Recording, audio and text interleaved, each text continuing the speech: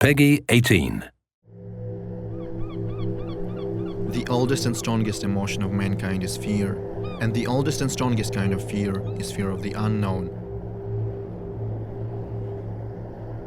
Existential horror that engulfs you upon realization that humanity is not the masters of this world, that there are entities far older, greater, lying dormant in the darkest corners of the earth.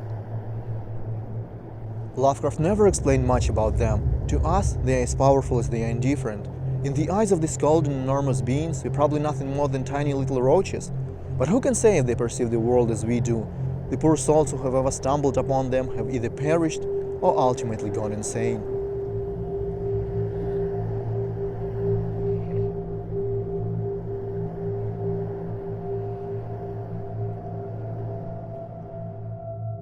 We are fascinated with Lovecraft's works of horror fiction, and we've always felt like this world would be a fantastic setting for a video game.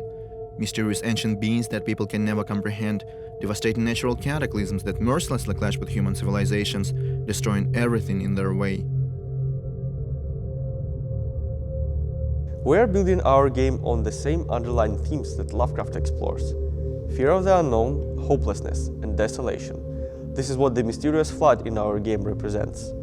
Nobody knows why it occurred, and at this point nobody has any hopes for help. People are scared of uncertainty. They realize that the flood is relentless, that it can easily devour the whole city and ruin their lives, and they are basically helpless. One thing they are quite sure of, that it's only going to get worse.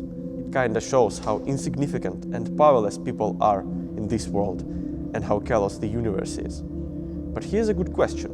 At this point, Oakmont seems to be beyond salvation, and dozens of thousands have lost their lives in the fight against the ruthless disaster. But if it's so bad, why won't the citizens leave this ill-fated place? Why do newcomers continue to arrive? Why indeed? Is there something in the air that people feel addicted to? Or perhaps the city is seen as a beacon for those that desperately seek something? The newly arrived do not get a warm welcome from the locals. People in Oakmont are a very secluded, conservative society, and they are overzealous about their customs and traditions.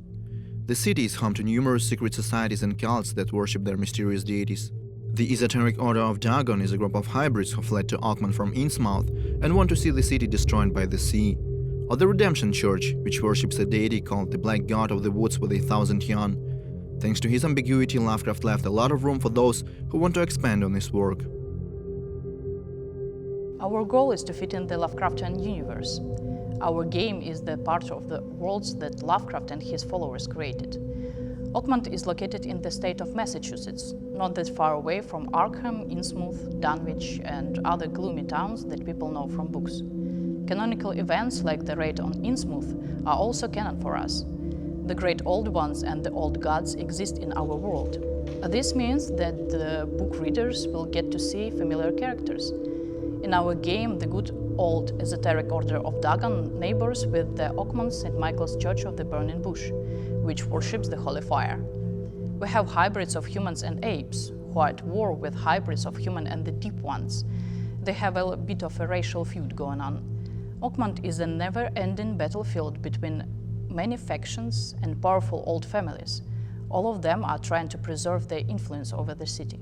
And yet, not the official government nor the supposedly powerful families can handle the calamitous circumstances. The situation is far beyond their reach now.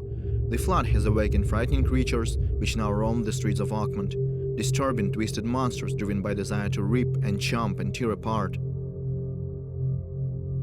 You know what most people find really frightening? Not spiders, not gore, even though these things can be very repulsive. But most people are truly afraid of anything that looks like human, but is not quite human.